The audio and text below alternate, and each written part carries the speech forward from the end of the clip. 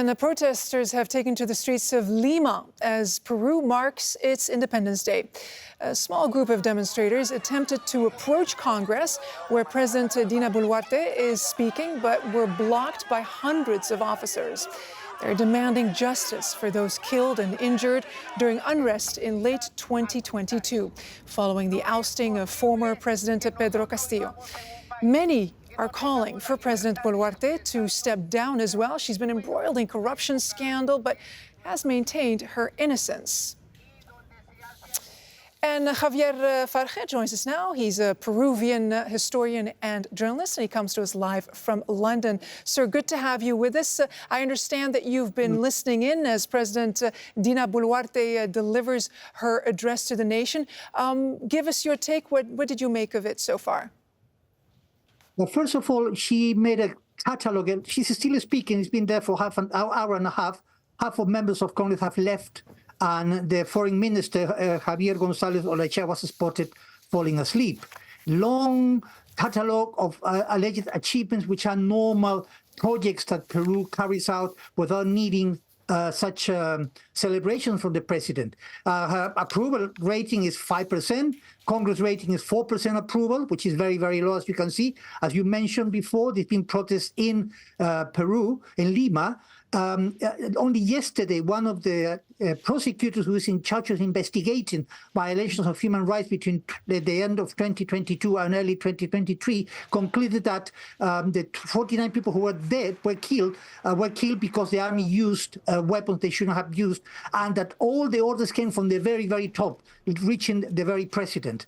She's also accused of alleged cases of corruption for receiving jewels in exchange of increasing the budget for a regional government in Ayacucho, which is the southeast of Peru. So her speech, which is very long, she's been describing a small amounts of projects like patching streets and building a couple of hospitals.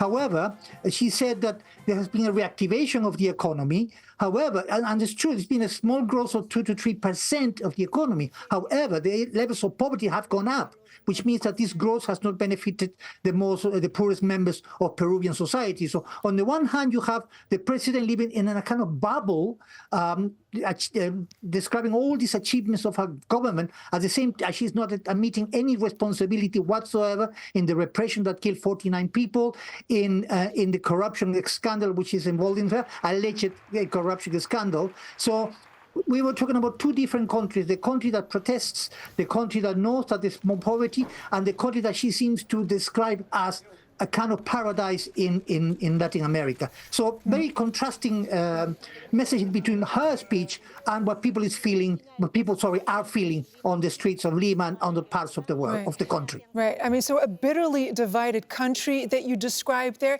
I mean, it's quite fascinating. I mean, she's been embattled now for since the end of 2022, arguably, yet she is still in power. Who provides her the backing, the support? Congress.